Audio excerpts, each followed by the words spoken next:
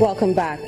It starts with a feeling of discomfort as if there are sand particles in the eyes. Then between 2 to 5 days of allergy-associated conjunctivitis, the eyes become red.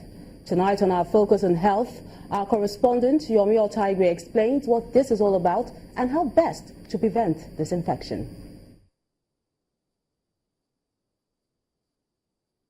Welcome to my world.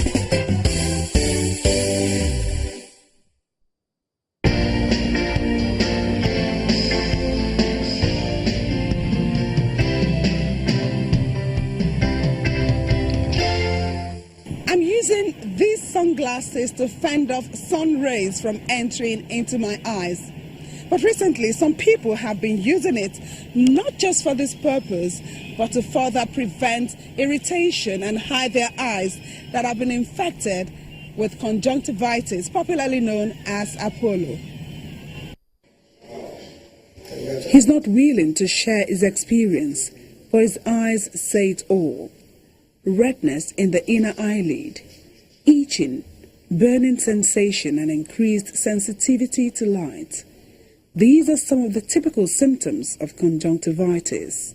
The conjunctiva is a mucous membrane that covers the front of the eye. When that mucous membrane is inflamed by whatever method, we say the patient has conjunctivitis. You can have an inflammation of the conjunctiva from trauma, injury to the eye, bacterial infections, contaminants like chemicals, use of irritants. This conjunctivitis that is said to go around the whole place is what we call seasonal keratoconjunctivitis, or what everyone calls Apollo. Is usually caused by a virus, and it's very easy for viral infections to be passed from one person to the other. The likely infection transmission lines include the handrail, a handshake, and the doorknob, among others.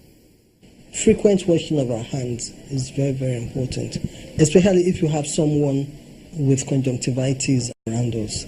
And when you are cleaning off your discharge, even in between your eye drops, don't use handkerchief, don't use face towel, you use tissue paper where you can use once and throw away. Don't use the same one for the right eye and the left, and don't use one severally.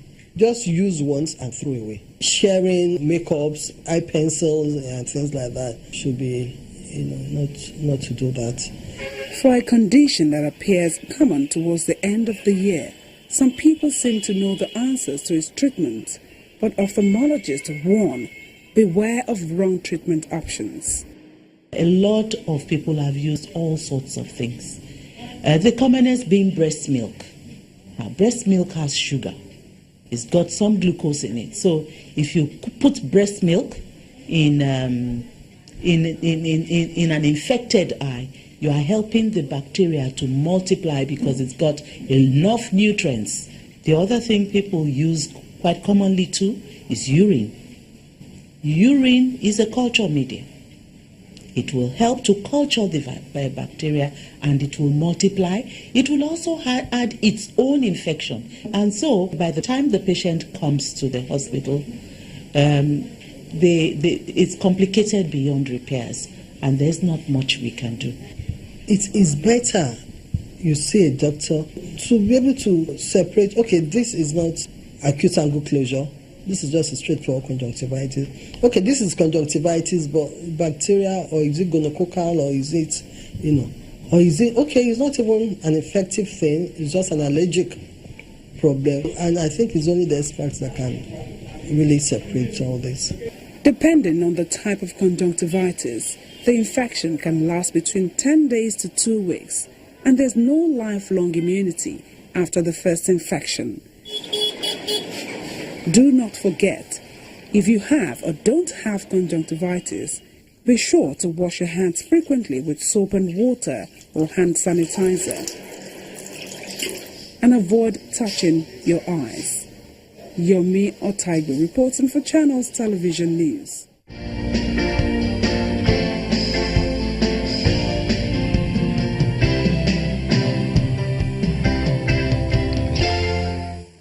Welcome to my world.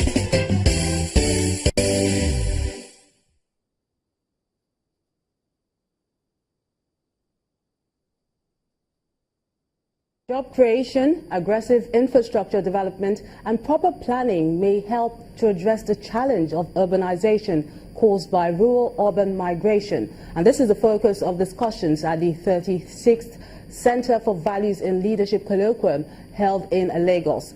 The CVL Chief Executive Officer, Professor Pat Utomi, believes urbanization has been critical for human progress. 17 million. That's the number of housing deficit Nigeria must bridge as rural-urban migration increases. This is coming from experts gathered in this hall.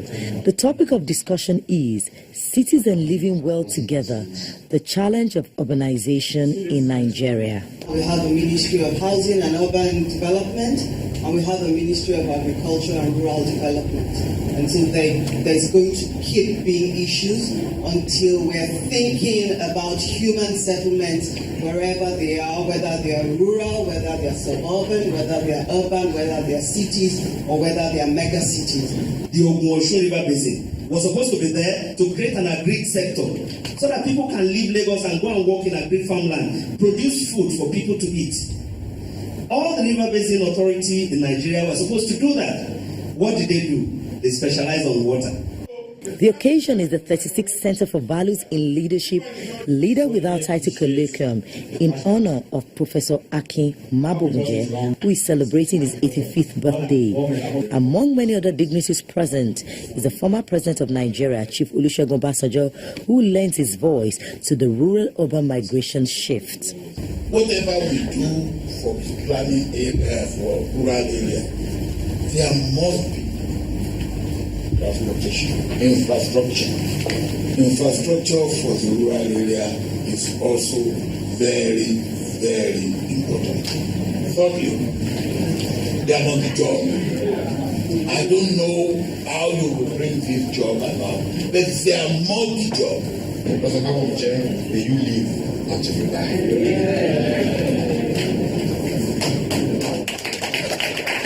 85. With the resolve, the government at various levels must tackle the rural-urban migration issue fast. The event shifts its focus to honor the man, often referred to as the father of African geography.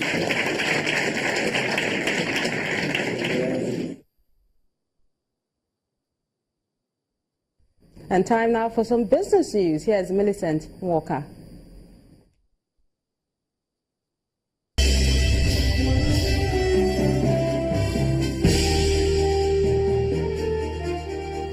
Thank you, Melinda. Welcome to Business News. The Standards Organization of Nigeria has destroyed substandard products worth over 500 million naira. According to the Director General of the agency, Mr. Osita Abuloma, the goods failed to meet the required production standards. At the dump site where the items were to be destroyed, he explains that the action is to serve as an example to the importers of substandard items. We are here. As you can see, various items have been apprehended by fraudulent Nigerians that import substandard products. We have different products here. We have wires. Look at wires that does not meet standard that they will produce and import and label them made in Nigeria. We have them. These ones, they all fail standards, and we are going to destroy them. We are not only going to stop at destroying or burning them. We are going to go after the people. We are going to prosecute them in accordance with the Song Act of 2015. So to send a strong message to other people that you cannot eat your cake and have it in Nigeria. Then look at bulbs. The bulbs failed everything, all the necessary tests. And Fitch Ratings has assigned Kaduna State's long-term foreign and local currency issuer default ratings of B and a national long-term rating of A+. The outlooks are stable. The B ratings reflect Kaduna's dwindling revenue prospects in line with declining statutory allocations from the federal government as a result of weak oil prices. The ratings also reflect the region's fast-growing debt, although servicing requirements will be moderated by government subsidies, concessionary terms and a long grace period. Fitch also took into account the state's developing economy, focused on agricultural activities and low per capita revenue by international standards. And with Nigeria's performance put at 2.4% in the third quarter of the year, foreign investors appear to be keeping their fingers crossed till the economy recovers. At a summit in Lagos, the Vice President of the Franco-Nigeria Chamber of Commerce and Industry, Mr. Jean-Raoult Hussein, he explained that French investors are deferring their sentiments on the economy. French visitors to Nigeria, despite the situation, are still coming. They are in the bank sector, they are in the energy sector, they are in the healthcare sector. So there are a lot of willingness and strong interest in supporting the situation. We know that already these investments were existing before the difficult situation, and they will exist tomorrow with a much better situation. Nigeria is such a big country within Africa and within a transversality into the world that it's important to continue to support and to deal with Nigeria, definitely. So it's not it's a period of months where the situation has to be investigated, and but this doesn't prevent investors to come and to dig into the possibilities, so that whenever everything will be in order, full investments can start. The Nigerian equities market extended weekly decline to the sixth in a row. The all-share index fell by 0.8% following losses in 4 of the week's 5 sessions. A number of high-capped stocks halted their losing streak, posting gains that helped minimize the loss for the week. The third quarter GDP figure was released during the week, showing that the economy recorded its biggest quarterly contraction in over a decade. The MPC's meeting, which ended on a less optimistic note, added to concerns for investors. Total volume traded fell by 22.2% to 639.4 million shares, valued at 6.45 billion naira, and traded in over 10,000 deals. Market breadth remained negative, with 25 gainers topped by Flour Mill Nigeria PLC. 26 companies made the losers list, led by Forte Oil PLC. And that's it on Business News tonight. I'm Millicent Walker. It's back to Melinda with the rest of the news.